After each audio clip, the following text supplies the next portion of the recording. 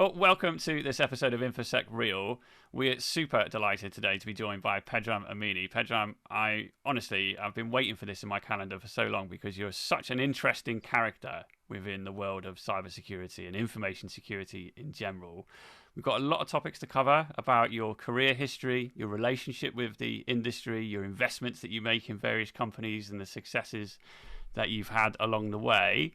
Before we get into that, before we pick you apart, if you don't mind, let me throw over to you and just give us a brief intro. Tell us who you are and what you're all about. Thank you. Thank you very much, Colin. I really appreciate the kind words, and I'm very happy to be here. I look forward to the dialogue as well. Name is Pedram Amini. My current role is I play CTO at a tech startup called Inquest. Our primary focus is file dissection, and we sell it to customers by way of appliances and cloud-based email security. But my passion has always been in the industry. I never got into security for the financial aspect of it. Since high school, I've been tinkering, and one thing just kind of led to another, and I really kind of just fell into a career of cybersecurity, which today puts me in that current role. Yeah, that's fascinating. Inquest, I guess I first heard about you and Inquest maybe a year or so ago when I watched an amazing talk that you gave at BlackHat on worm charming. Can you just describe to our listeners what worm charming is all about, what that kind of means in a nutshell? Sure. So that was a BlackHat 2019 talk. And maybe just to kind of set the background, I've always been like meticulous deep diver, looking at things very in depth, maybe reverse engineering the same binary for months on end. Whereas now, especially in my current role with Inquest, I'm more interested, at least from customer perspective, at malware at scale. Looking at things at the millions of samples or files a day and trying to find kind of the diamond in the rough. And that talk was entirely about doing just that on top of the VirusTotal data. VirusTotal, for those who don't know, is a service that is now owned by Google. It was originally from a company called InfoSec, a bunch of really cool guys out of the Malaga area of Spain, beachfront town. And they still maintain that office, by the way. Really cool group of guys. You know what? I never knew that. It's super neat. I've actually visited them once, and I've always had a blast talking to those guys. The Spanish hackers in general are dear to my heart. But so Google offers this service, and it's a multitude of AV engines, and the entire security industry consumes the feed from it. I can't even venture to guess how many machine learning models are based off of the vendor consensus that's provided by VirusTotal and all the biases that come with that. But anyway, long story short, this is a large corpus of daily files. We're looking at 1 to 3 million files a day being uploaded, and they give you the ability to kind of hook into this file stream and capture samples that you might find interesting. And so my premise was, we know that we find zero-day campaigns in the wild, that people are reacting to them. And we also know that folks test their campaigns against the VirusTotal service to see how good their evasive characteristics are. Can we go about it the opposite direction and try and find these 0 days in the wild prior to their actual launch, while they're tinkering with their testing their samples against the VirusTotal consortium of vendors.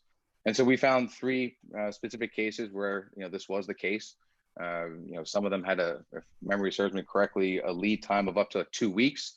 Some of them a couple of days. But how neat that you can actually find a 0-day vulnerability, the exploit of it, which is just about to be launched in a major campaign. And get that heads up on it, essentially. And so that talk is what led to the creation of a research apparatus that we then later opened up a portion of it through Inquest Labs, which is how you and I first met, Colin. And honestly, I think as someone in the industry who consumes that kind of data, I don't have the megabucks to go and personally have an API with VirusTotal to pull out all of these really interesting files. And actually, Inquest Labs makes that readily available in an amazing UI that I can just go and search for all of it and go hunting and go playing. It's a real playground for malware analysts and InfoSec professionals to get their kind of hands dirty. And it honestly, it is now my complete go-to for people who want to know where they can go and get interesting files from. And it's not only here's a list of files, right? It's here's a list of stuff that is interesting for a reason, and you can score it and rank it and manipulate the filters as you kind of see fit. How did Inquest start then? Did it start from that talk, is what you're saying? So you did this worm charming kind of proof of concept, and then Inquest Labs kind of was born from there in 2019. Is that right? Well, that's just a research data portal that we make available as a actually the word you use is perfect. I'm so happy to hear that. It is designed to be a playground. My goal is this is definitely malicious. This is definitely benign. There's a gray area in the center that I'm trying to bring to people's attention, to researchers' attention, to allow them to play there, find interesting samples, and then determine if they're novel by extracting indicators and then comparing it against our RepDB, which is an aggregate of reputation services. Has this been reported by someone? And then our IOCDB, which is, in essence, has anybody been talking about this indicator? We're harvesting from Twitter and blogs and GitHubs and a bunch of different sources. And so if the answer is no to both of those questions, then potentially this gray area malware sample you found is, perhaps the next novel document for, who knows, the Emotet or IcedID or TrickBot campaign that's about to unfurl. So that's entirely the goal there. But no, the company's been around since 2013, actually. And as a product, the first line of code was even before then. It was written in 2010. The origin story behind the company, if you find that interesting, is, in 2005, I was working at Tipping Point. Tipping Point, the IPS company, had hired me to move down to Austin, Texas, which is still where I live. I've been there now, 15, 16 years. And they tasked me to start a vulnerability research program. We called it the Zero Day Initiative. And it started from nothing and it grew to be the biggest on the planet. To date, it's the #1 contributor of CVEs, the #1 person behind Microsoft Bulletins, the researchers behind the ZDI, of course. And while I was there, we were very interested, very intrigued by, we would love to find, obviously we're not hoping for people to be doing malware out there, but if there was a zero-day campaign in the wild, it would be incredible if we had prior knowledge of it based off of overlapping research from somebody that we had purchased this intellectual property from, and we could actually block this in the wild. So we're very keen on trying to discover exploitation of any ZDI bugs in the wild. The reality of it, unfortunately, is, while the IPS is an amazing system, you've got nanoseconds of response time while you're processing, gigs of traffic. It can't go super deep.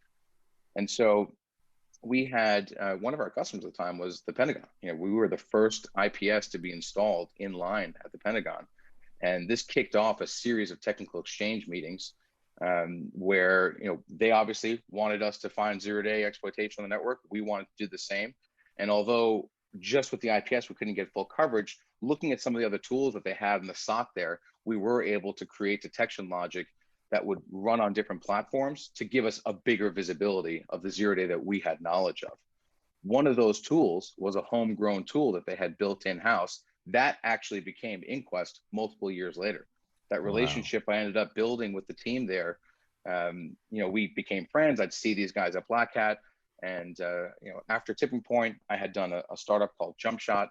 We were acquired by Avast. And just as the golden handcuffs were coming off, the leader of that team, Mike Archimone, who was a close friend of mine at that point, approached me and said, "Hey, do you want to help me productize? This thing, you've worked on it before. Folks are asking about it. Let's put this thing to market." That's a crazy story. The way you describe it there, like it was nothing, like you just went to the shop to buy some milk, but to us mere regular folk, you started Zero Day Initiative. I mean, it's mind blowing. What was that conversation like though when you were tasked with setting up that vulnerability initiative, that program? So ZDI, as you said, the biggest kind of beast body, whatever entity in this kind of field on the planet, Pwn to own contest winners, all the rest of it. It's insane how big the ZDI is and how much they pay, right? If you've got a serious vulnerability in a mainstream piece of software, you can earn significant amount of money. You've got the bug bounty community, but then you seem to have like ZDI sit above all of that. And if you want to make some real money, that seems to be where it's at. But what kind of business model is it? Do you lose money? Is it revenue generating, or what was the sell like when you kind of first went in with that concept of we're going to buy some bugs off some bad guys, or some grey hats, black hats, white hats, whatever? Sure. So yeah, that wasn't actually the first iteration, not only of a concept of a public vuln buying program, but even one that I had worked on. Prior to the ZDI, I was working at a company called iDefense, a DC-born startup. And it was under the umbrella of iDefense that, to my knowledge, the first public vulnerability purchasing program ever was born. It was called the Vulnerability Contributor Program, the VCP. And so when I was in college, I went to Tulane University, and this is peeling back onions a little bit further. I was at Tulane, and when I got to school, this was the biggest network I had like actual access to, right? Like every room had an Ethernet port. We were given student ID cards. You can like swipe on like machines to get your lunch or your laundry. And so I was immediately intrigued by it. It was the first network that I got my hands on. And frankly, I didn't go to a single class my freshman year because I was awake like 20 hours a day just playing with this new toy that I had access to. And so I, throughout the course of my college tenure, I had probably figured out how to break into the school systems, a dozen times. And every time I had done that, I reported it to the people who managed it, and I explained to them, how I figured out and how we could tighten it. And many a time, I would keep hearing like, "Oh, you're just like this guy Dave Endler that used to be over at Tulane." So fast forward to graduation, iDefense is an existing company, and they launched this vulnerability contributor program. And what they did to entice researchers is they went to Bug Track and Full Disclosure, which were the two mailing lists at the time, where if you're publishing a bug, that's where you put it on. And they crawled those two lists, and they found anybody who had submitted more than a handful of vulnerabilities, and they reached out to them to try and entice them to come sell their research to the vulnerability contributor program.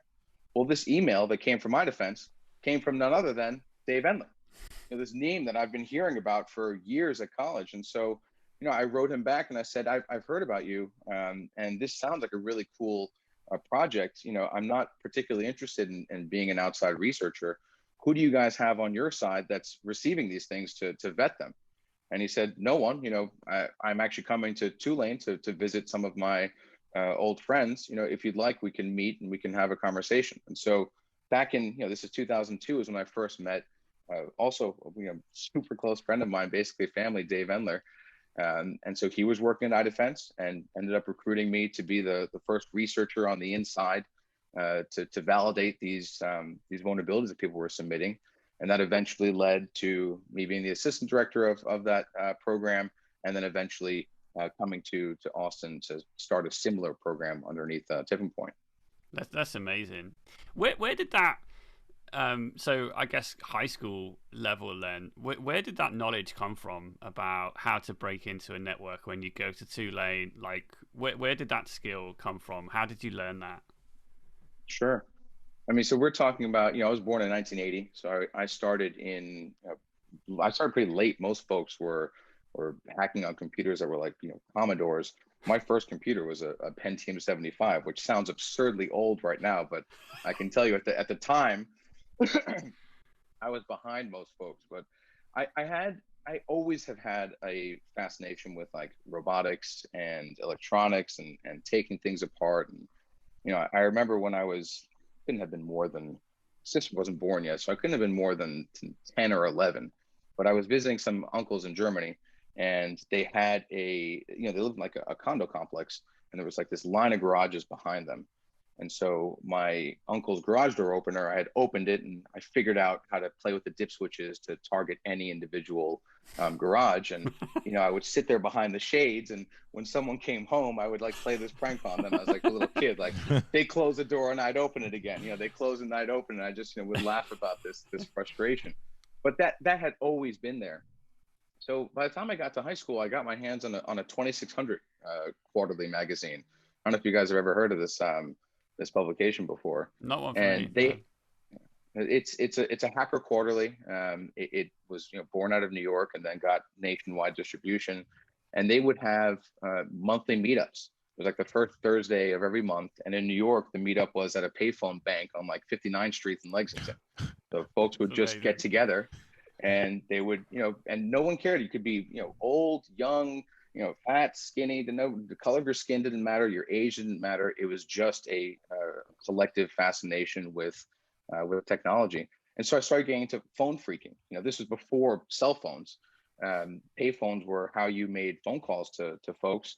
And so one of the first things I had learned to build was a red box. This was a device that you would literally hold up to the speaker of the phone and push a button, and it would replicate the DTMF tones that made it seem as if you put a quarter into the terminal. And so this is kind of how I started getting into, this realm. At some point, I got my hands on a laptop and I got a copy of Soft Ice, which was like, the disassembler at the time. And then that was it. Like, that was the last puzzle I ever picked up, because now I could leverage that to dive into the guts of anything. And it was as a hobby. I just kind of learned through example and through random mentorship. Yeah, that's so fascinating. It's so familiar as well. The whole phone freaking, the Soft Ice. I've bricked so many machines playing around with Soft Ice, and overwriting things in memory that I shouldn't have had access to and stuff like that. It's amazing. That's honestly fascinating. But you also, so you've got this kind of, this is where I see you as like this unicorn of people that I don't come across very often, because you've got this hacker mindset. You're clearly extremely knowledgeable within the malware reverse engineering space, forensics, all that kind of stuff, with that mindset of wanting to pick things apart. And I see a lot of that in the industry, don't get me wrong, certainly within the field that I'm in, like exceptionally gifted people. But you've also got this business mentality, right? So you can see and smell opportunities, and, being in like assistant director positions and stuff, and having businesses bought out by larger enterprises and stuff. That's not normal. So where does that come from? How did you develop that kind of side of you?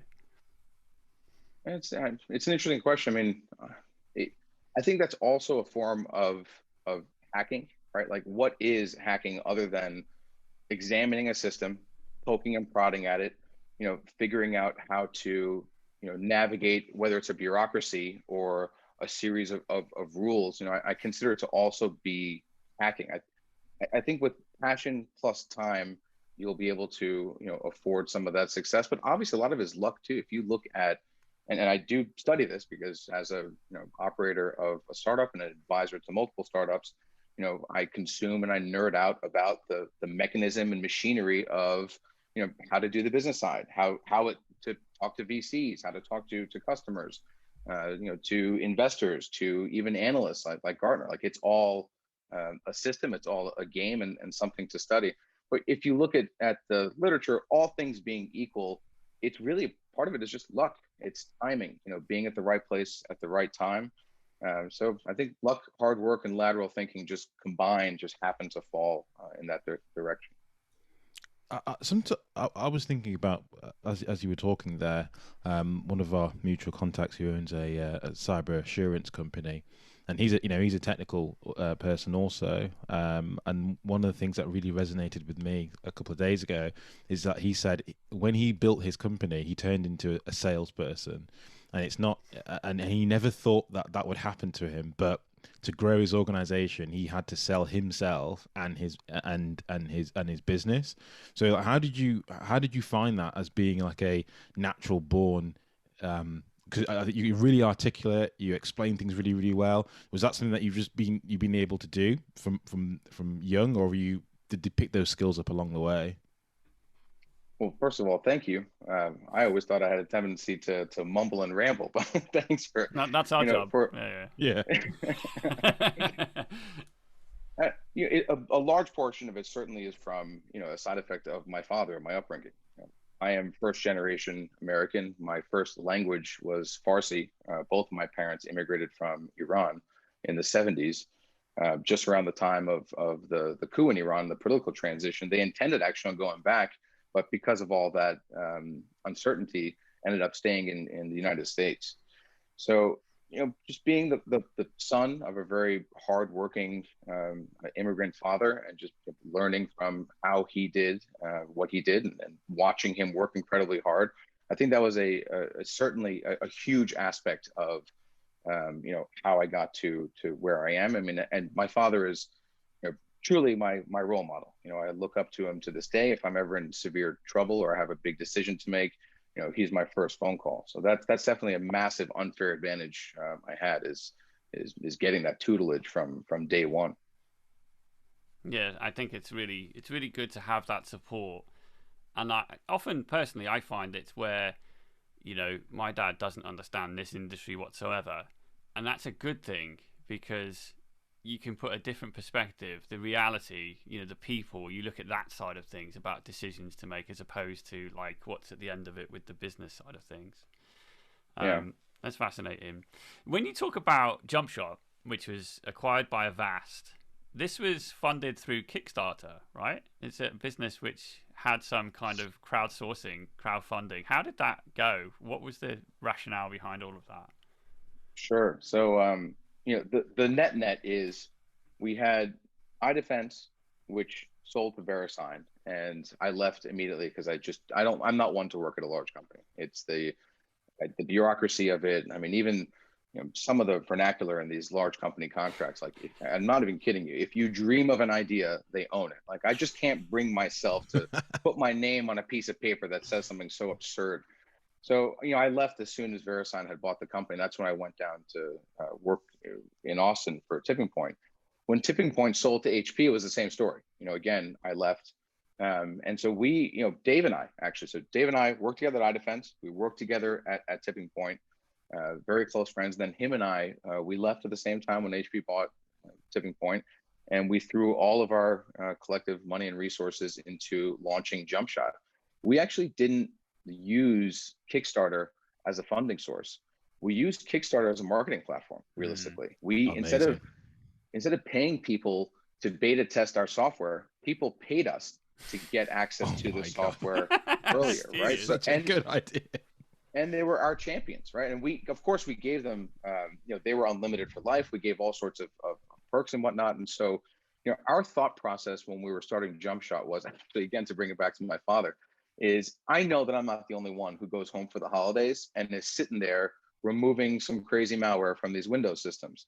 And when it was really gnarly, I would end up booting into a Linux environment and then opening it up forensically. So our idea was that if we can automate that process and then target people that were like us, technical folks who were helping their families, and model it in such a way that it was like infectious, like you could buy the stick and give it to somebody and it would spread like that, we could get like a viral thing going here, right? Like target the folks who they feel this pain the most, this frustration of having to deal with dirty PCs, and see where it goes from there.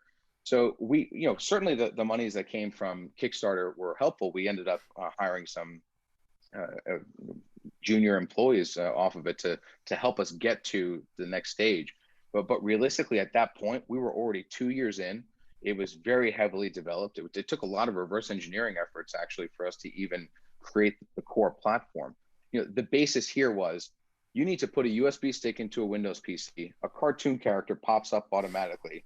You say go, and he makes a one-time boot change to your computer, shuts it down, boots up in Linux. This has to be completely invisible to the user, right? So we did some clever things like, custom grub backgrounds, custom Linux bootloader background, X Windows loads up, it had a background, and then a full screen browser would pop up, and that we had a progress bar that was transitioning from like grub to bootloader to X Windows to browser, but it looked very, very smooth. And we would even do things like, this is not going to work if I got to ask my dad for his Wi-Fi password, because he's not going to know it. It's going to be a quick hurdle that's going to end us from working.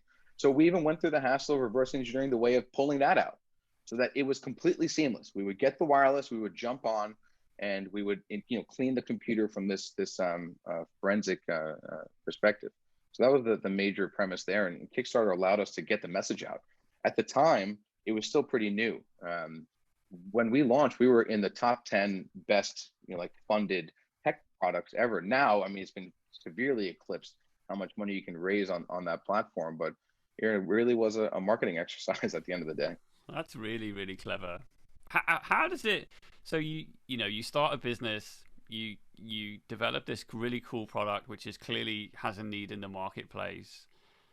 Have some awesome marketing skills. How does it come along that a Vast or a big beast comes along and wants to buy you? What does that look like? Do they just do you just get an email one day, or do you have like an existing relationship with, whoever wants to buy you? How does it work?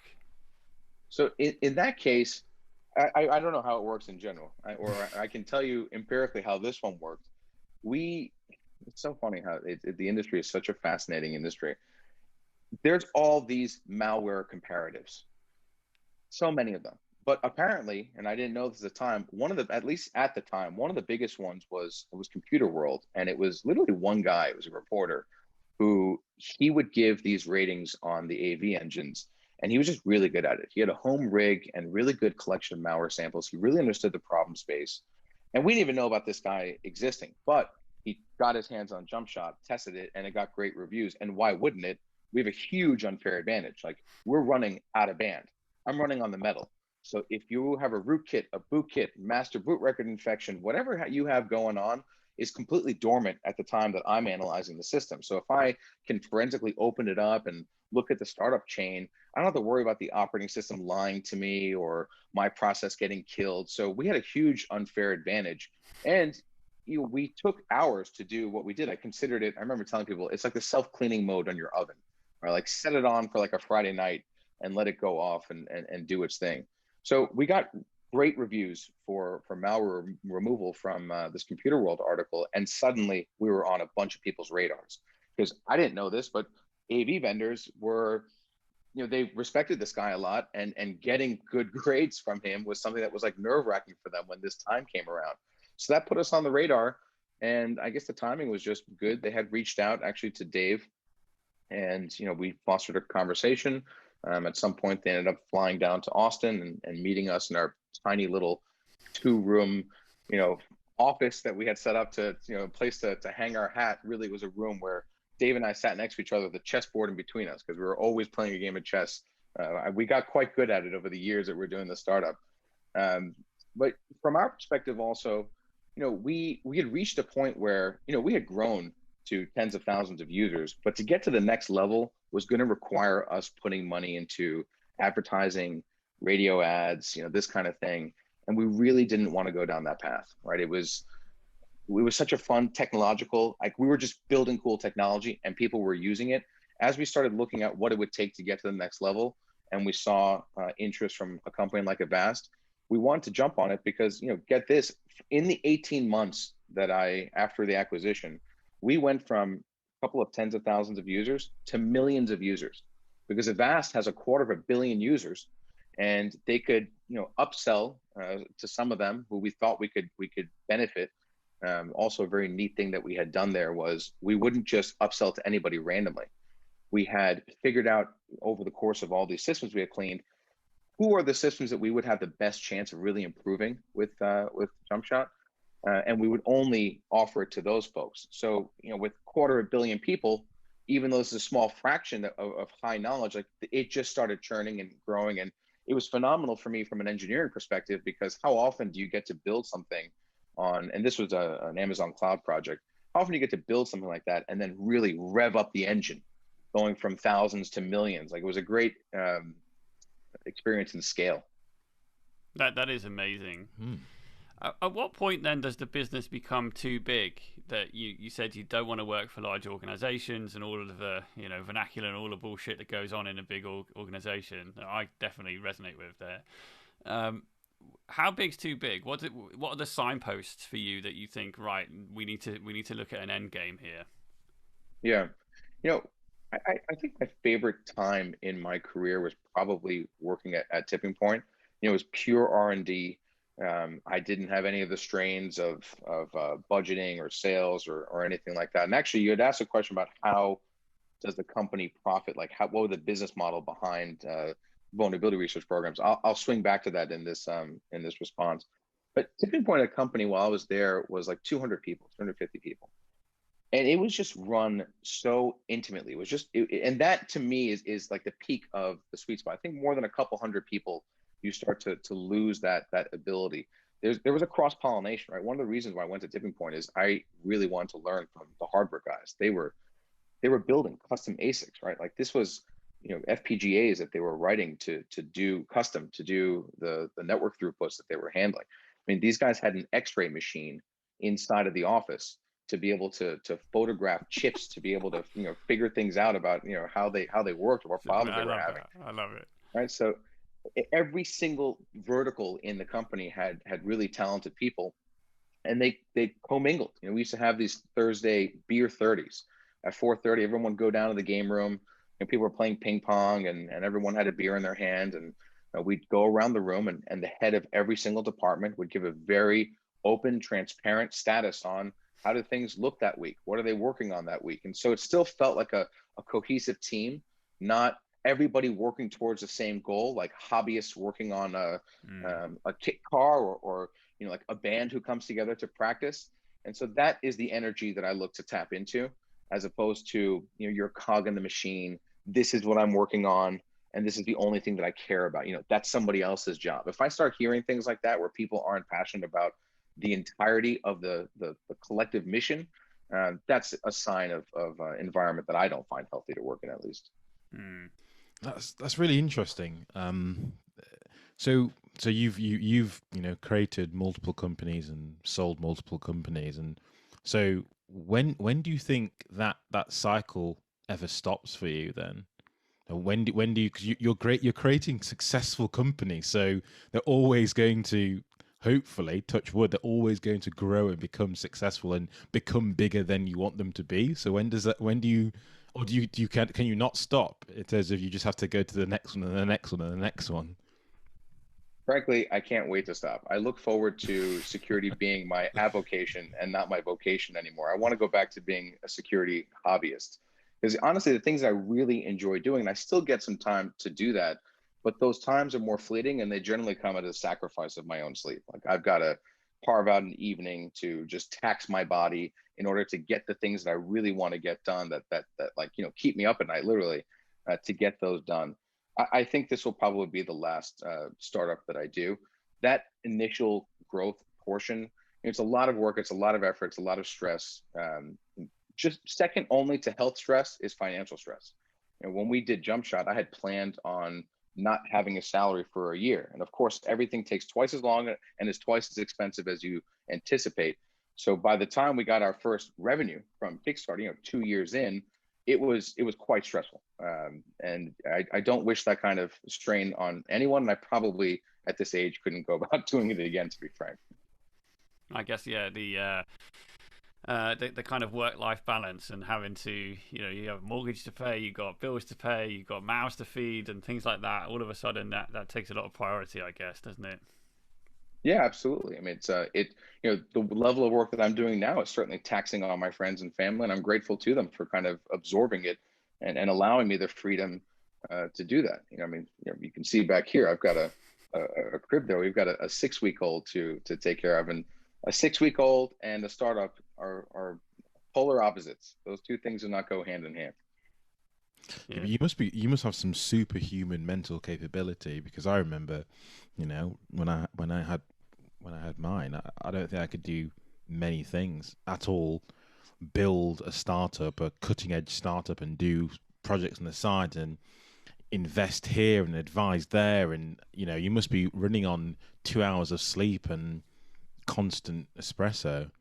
How do you do it? Like, what's your outside release? Is there anything that you do outside of technology that keeps you focused and sharp? Yeah, I've always been a huge fan of combat sports. I've done karate and wrestling from a young age. In my late 20s, I got heavily into boxing and kickboxing and jiu-jitsu. And so actually, while I was doing Jumpshot, I was training 30 hours a week, doing full contact martial arts. I mean, I just really loved what I was doing there. And frankly, I don't think I could have done one or the other. The two really helped me push through both of them. because I would hit a physical exhaustion on the one, and then have the energy and like it, the battery had built up. Like while I spent 2 hours rolling or strength and conditioning, I was thinking about the tech stuff, the computer stuff, and then I could cut over to it. And then when I got exhausted doing the computer thing, I would jump on my bike and ride it over to the gym and get back on the mats. And so the two kind of helped keep me going. And I think that still applies today. Like I'm a little bit less time for personal exercise. It's running and biking, not so much 30 hours of heavy training. But having these multiple roles kind of helps. When I get stuck on one, I can flip to thinking about something else and just kind of change of pace. But things are always keeping me moving. I don't get off my game, so to speak. There's no downtime. Yeah, that's really interesting. And as you were saying that, some of the most successful people I know and have spoken to have very similar mindset around kind of sports and exercise and stuff, and how that kind of really benefits their game in the workplace. Maybe I should pull my finger out and get. I know. I'm thinking the same thing. Yeah, I keep thinking the same thing. Yeah. Yeah. OpenRCE. How did that start? How did you start that project? And I can still see, I was on there earlier today, that there's contributions going on. Is it something that you're actively involved in, or is it something that you've had to give up because of other commitments? So OpenRC now is in an archive state. It sits there just as a kind of homage to the past. I tried to revamp it I forget when it was, the time is all a blur, but in somewhat recent history, I tried to revamp it. But the reality of it is, when I first launched that, there was a need for it, right? Today, people publish, with their own names on their company blogs, they tweet, they have their own mediums. It's kind of distributed all over. Whereas at the time, companies were not sponsoring their employees to write blogs about technical things, reverse engineering. So you needed to have a home for it, right? The home is kind of distributed now, as opposed to having a single place. But I modeled that off of, one of my mentors and someone that I looked up to.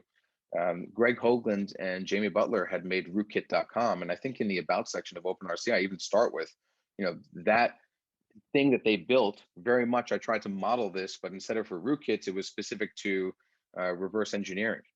And so that's kind of where the impetus of that was. And the launch was, it was the first, I think it was in 2005, at the first RECon conference in Montreal. This is the reverse engineering conference, a single track conference. One of my favorites, actually. RECon and Ekoparty in Argentina are my two favorite conferences on the planet.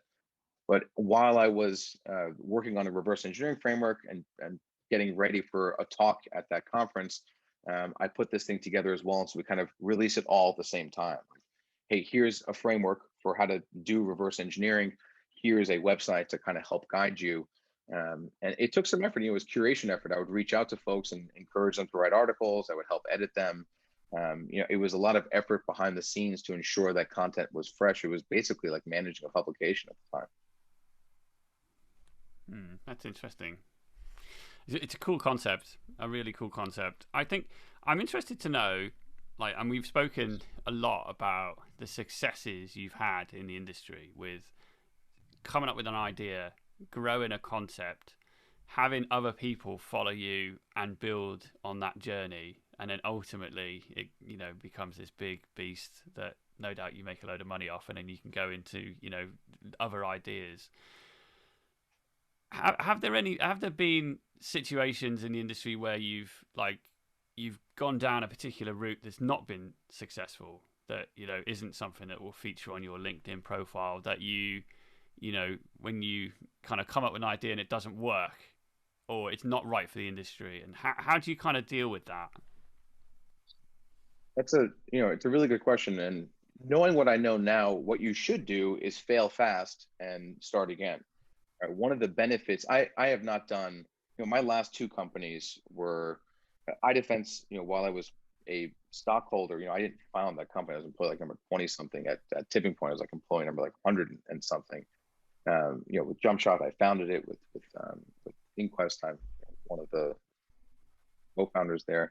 So it's a different animal, the first two versus the last two. But one of the things I've come to learn, and actually the example I like to give when I advise folks who are on an idea that they're emotionally stuck to a little bit, is the Angry Birds model. If you look at Angry Birds, that's a huge global success, right? It's a household iconic name, like a almost like a Mickey Mouse, right? That was like their 50th release, right? The company behind it had like dozens and dozens of failures beforehand before they hit one that just completely spiraled out of control. So being able to rapidly, at the end of the day, right, timing and luck is a big part of it. So you have an idea, you get the team, you're lining up the shot, so to speak. And ideally what you would do is you would take it, and if it doesn't work, you would go to the next one, take another shot. So this is what I recommend to people. In my own case, I'm a little bit more headstrong and bullish. When I hit a roadblock, instead of giving up on it, we'll pivot. As an example, Inquest started off, our DNA is on-premise, high throughput network appliances. And there is still and always will be a market for that. But the direction is the cloud, obviously. Everybody is jumping to the cloud, even folks who you would traditionally consider might be a little bit more guarding of their data, like healthcare, insurance, defense departments, things like this. Even they are moving to the cloud. Do we just throw in the towel and say, okay, we're an appliance only company and like that's where we're going to stay?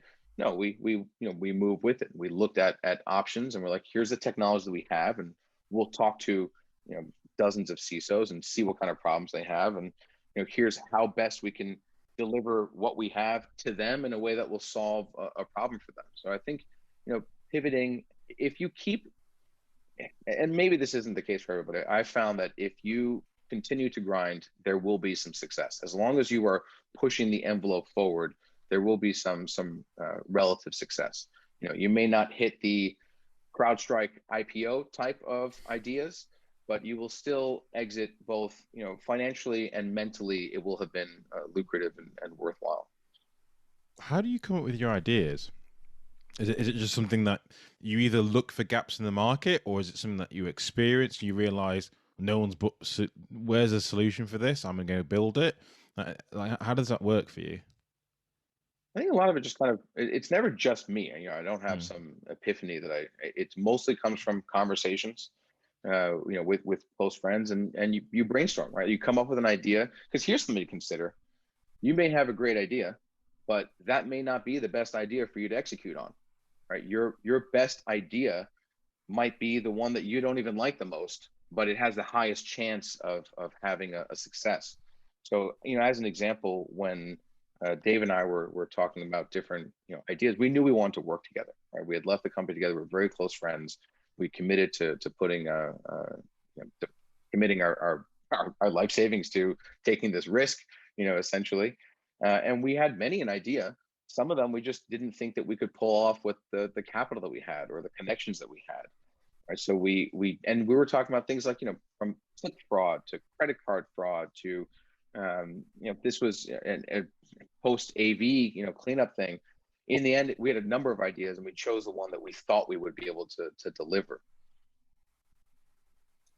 I think something I imagine, and I've been in this situation myself a little bit, certainly not when starting a company or anything, 'cause I've never done that, but I'm always afraid of like trying to stifle somebody's passion.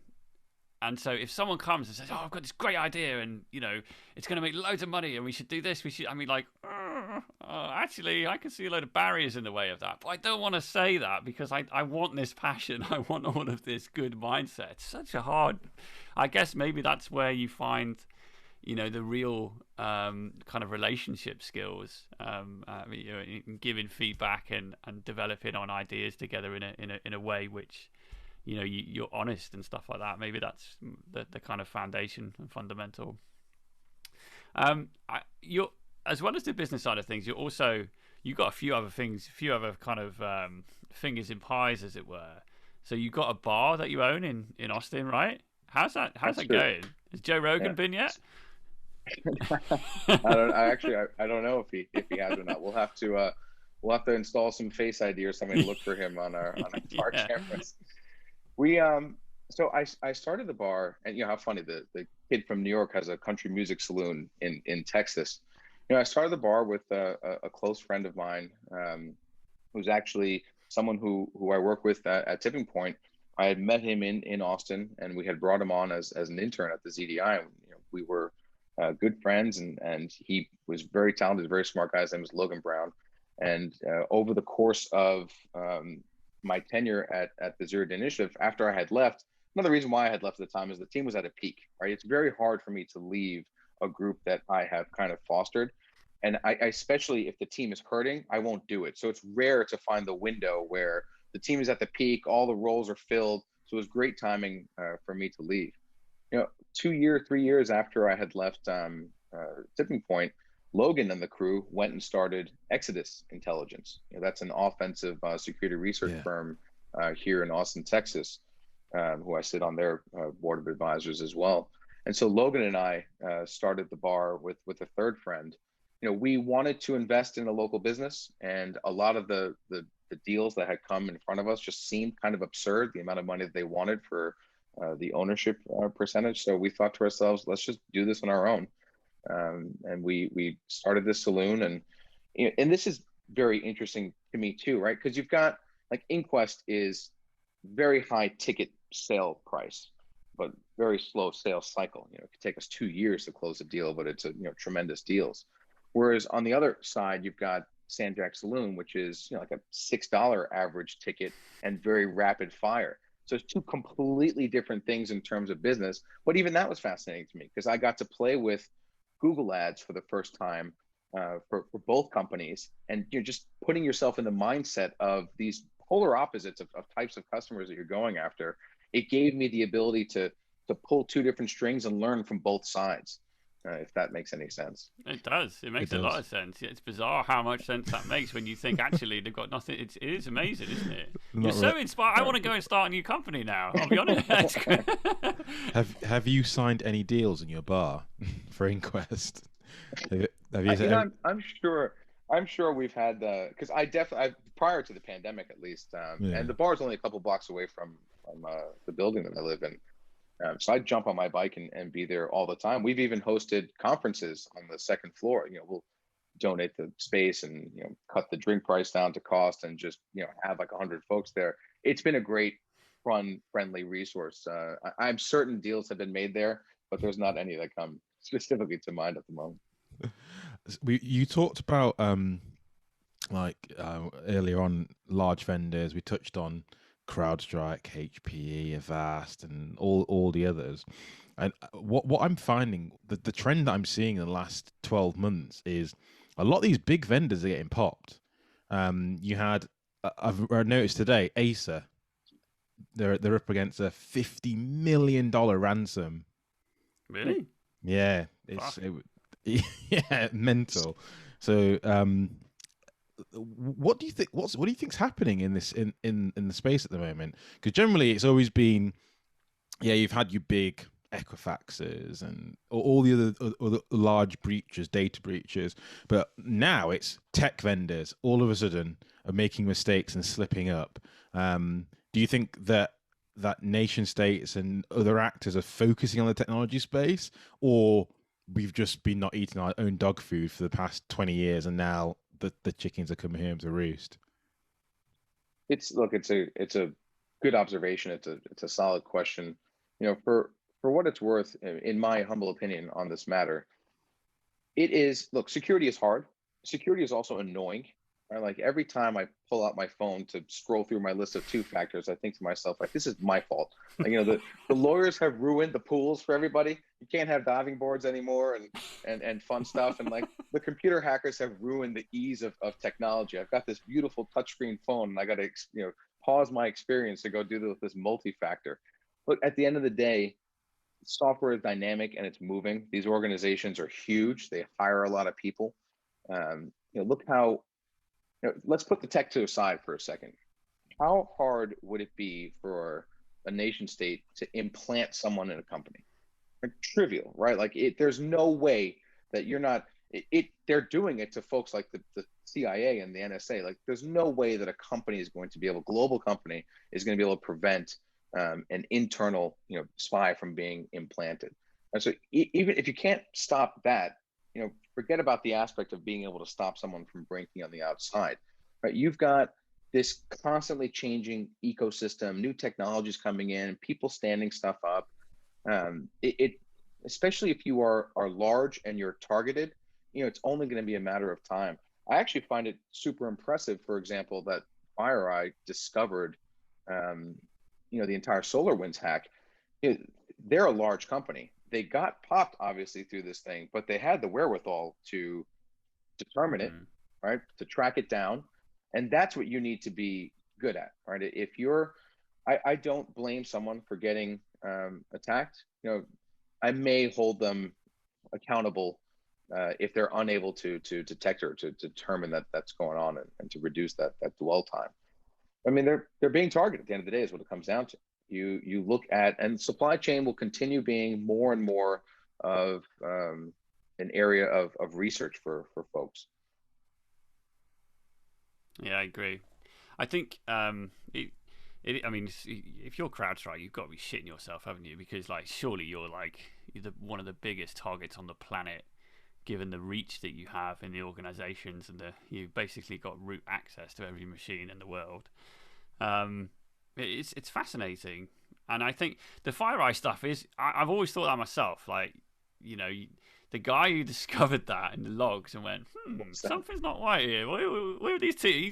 I mean, it's a bad day at the office, but he's had a great day at the office. He's that's what he comes to work for. This kind of threat hunting or whomever it may be. I would have loved to have been a fly on the wall in that office when they found that. Desktops on fire. Incredible. I'll be honest though, I still don't get it. Why the fuck did they steal a bunch of red team tools that no doubt they've already infiltrated the likes of SolarWinds? Surely they don't need some fucking red team scripts that FireEye have developed. Albeit I'm sure they're very good, but from what they released, it wasn't as if FireEye had something like some 0 days or any kind of state secrets. This was just run of the mill exploit stuff. Yeah, pen testing tools. Weird. So, pen testing tools, right? Why would you steal them? You know what I chalk that up to? I mean, keep in mind that this was going on for at least, from what we understand, 9 months. So you just start getting probably in the same way that people make mistakes, right? Like an attacker has to be right once to get in. Defender's got to be right all the time. But once he's in, he only has to mess up once in order to reveal himself, right? That asymmetrical balance flips when it comes to being discovered. So 9 months into this campaign, maybe someone got a little bit sloppy, got a little bit overexcited, tried to grab something that didn't. Good thing that they did, and good thing that someone noticed, because otherwise, how long would this have gone on for, prior to it being discovered? And we talk about attacking the companies. I'm sure SolarWinds wasn't the only ones that were attacked. In the same way you just mentioned, CrowdStrike, probably has one of the world's largest botnets. I mean, what is an agent-based security solution other than a botnet, right? It's SolarWinds, same thing. Botnet rookie, yeah. Same thing. They've got, if you can pop the SolarWinds ecosystem, you've now got the entirety of their customer base. So I'm sure many a supply chain based vendor like that was looked at.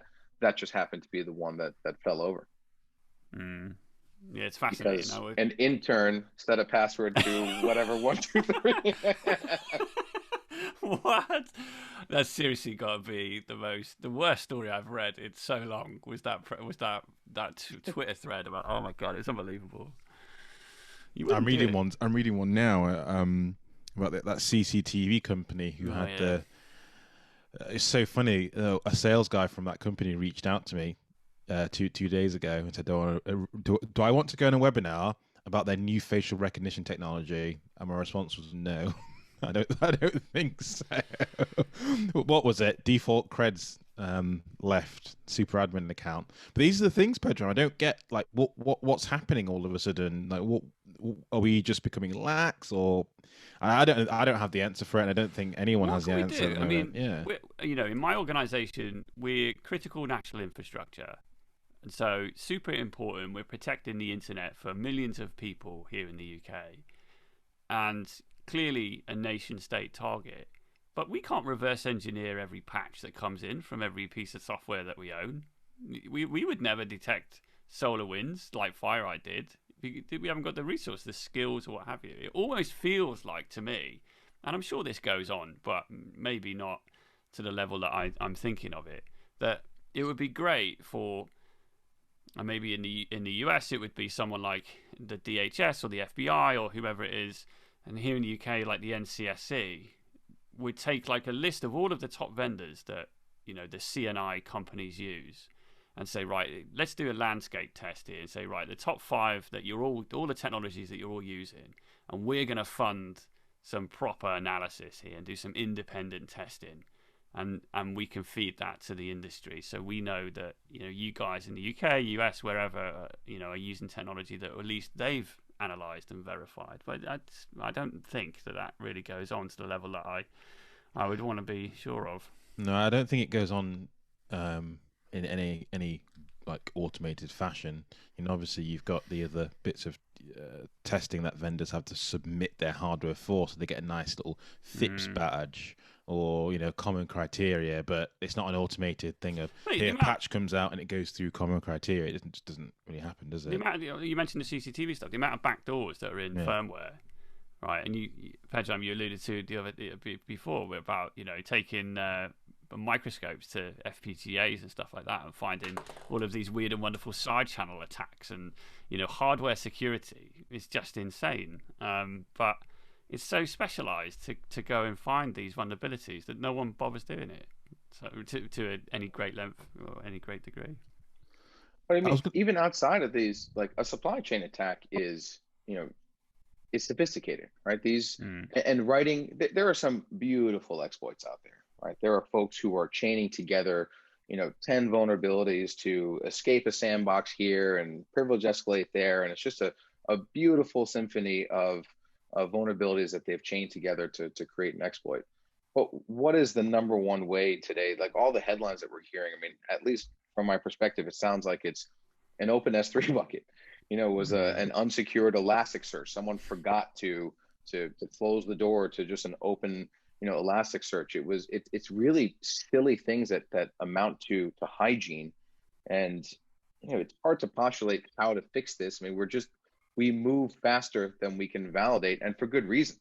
Like the progress is more important than keeping things secure, it seems, or at least in terms of like the main goals. Like you're not going to slow down your company's release cycle that's going to cost you from delivering new product to customers because you want to be 1,000% sure that the security is right. You know, at some point, and I hear what you're saying, Colin. I do think at some point there needs to be almost like some kind of government-driven, you know, public sector, global SOC almost, and assistance, especially for the SMBs, right? If you're a doctor's office with you know 20 employees, like you're the one who really needs it. At least these huge companies like Equifax have the budget and the staffing to do something about their own security posture. The vast majority of small businesses, that's too tall an order. Like they're just too busy getting the day-to-day done. Yeah, you're right. And healthcare, as you touch on there, is just, you know, when we look at WannaCry and the impact of that kind of, you know, malware in that environment, it's just they're not geared up for it. You know, their primary focus is their day job. Of course it is.